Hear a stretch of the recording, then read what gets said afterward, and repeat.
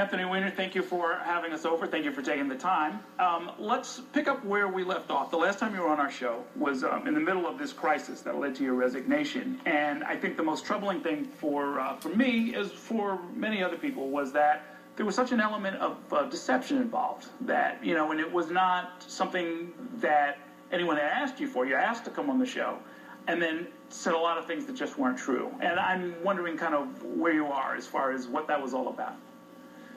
Well, there's no disputing it. What I did was wrong. The actions that led me into this place were wrong. They were dishonorable. They were dishonest to my wife, Huma, first and foremost. They were, by extension, dishonest to you and to my constituents.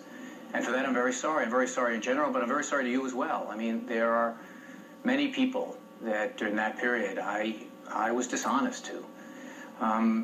During this time and what followed after was, you know, trying every day to make it up to my wife primarily and trying to regain her trust. You know, she has been forgiving to me and she's given me a second chance.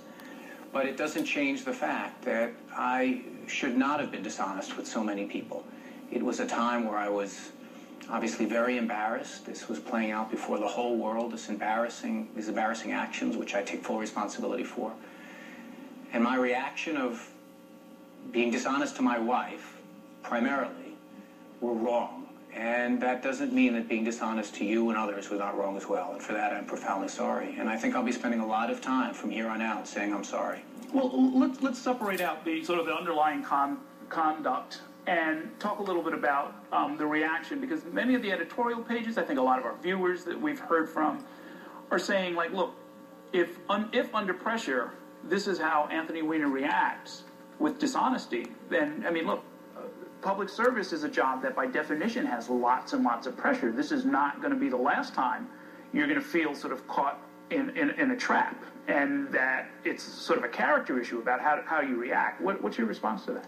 I think, first of all, I think it's fair. I think that's a fair thing for people to ask, and I think it's a fair thing for people to say. And I guess what I would suggest is that no one but me be judged only by a particular chapter or a particular action in their lives. I think that I would want to be judged by the entire span of my career and my entire span that I've known people.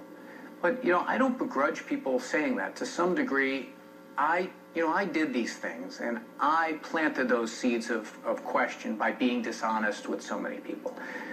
And it is not an excuse, but I've tried to explain at least that the primary victim here was my wife. She was the one I dishonored. She was the person that I deceived. And I didn't want her to find out. And so I went on television and I was dishonest with the world at large. I should not have done that. But it's a reasonable question for people to ask. And I guess what I would say to them is look at the fuller picture of Antony Weiner and make your decision based on that. And I know there may be some people who say, you know what, I can never trust him again. But even for those people, I'd like to have a conversation that asks, quite frankly, can I have a second chance? Are you a different person in the sense that if something comparable were to happen, the same kind of pressure, the same kind of potential embarrassment, you would react differently? I've learned a great deal from this. I've learned that, you know, the actions that I did were bad, but in many people's minds, legitimately, the cover-up and the being dishonest about it was even worse.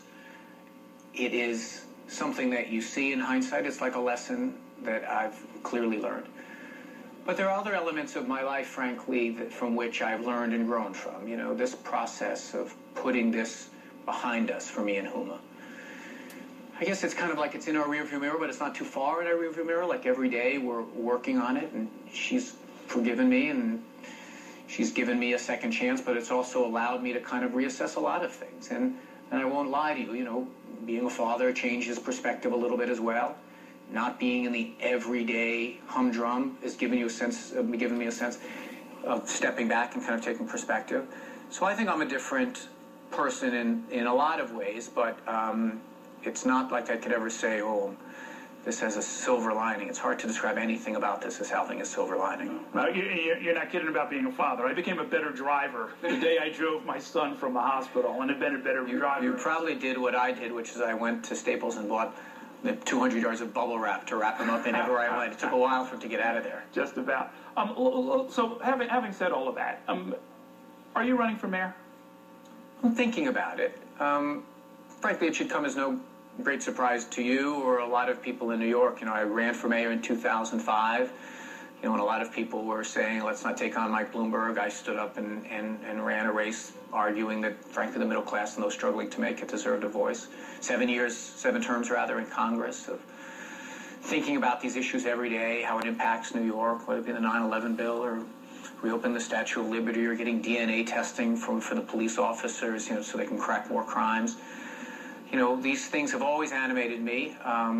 And even in this 2-year period, where I've been a civilian in the classic sense that, I think I'm still like many New Yorkers, that I walk around the city and I think, there ought to be a law, or that ought to be different, or this ought to be different. That's one of the reasons I put out Keys to the City the other day.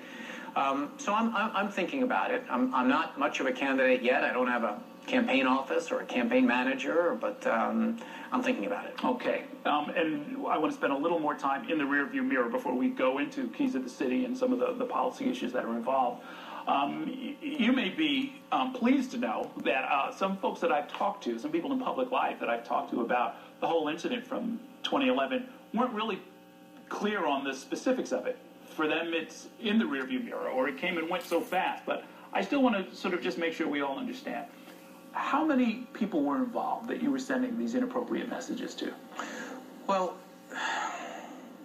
let me say this. Here's what I think people need to know.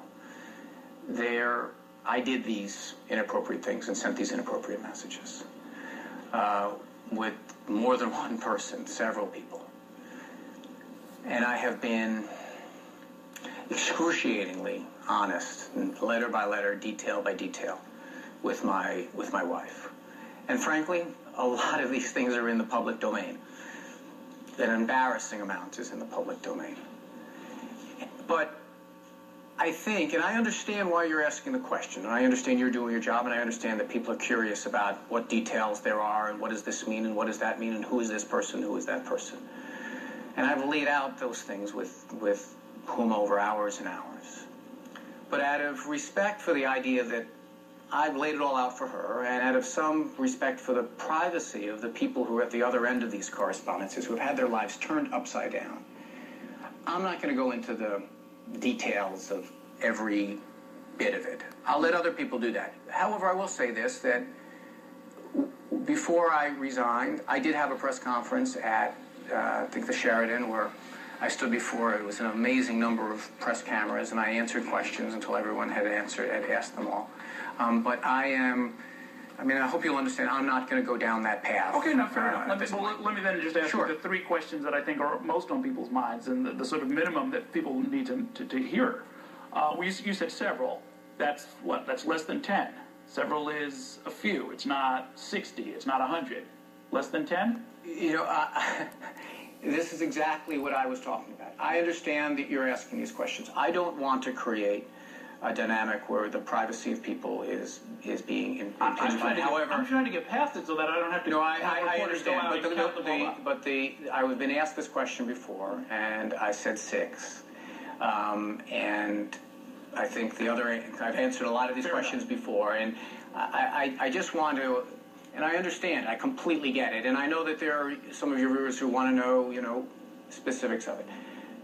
I do have some concern, first, for the idea that I don't want to have these conversations continually. I've had them with the most important person in all of this, and it has been very difficult, and it's been difficult. Let's just leave it at that. But I also do have concern for the privacy of the people involved, and if they may make decisions that they don't want to be dragged into this any further, and I just don't want to dishonor that concern also. 6 is the number. That number's not going to change. The other two questions were or did you know that those 6 were underage? And then the final question that goes with that is, were any public resources, whether it's your house, the computer you had at the House of Representatives or any other kind of thing, that could be construed as a public resource, used to transmit any of this? No one was underage, and I don't believe so. Was it on my telephone at some point, perhaps, but not to my knowledge. And I know that the House of Representatives looked into this and found that there weren't any, I believe. But I can't say with finality yes or no. But I don't believe so. Okay.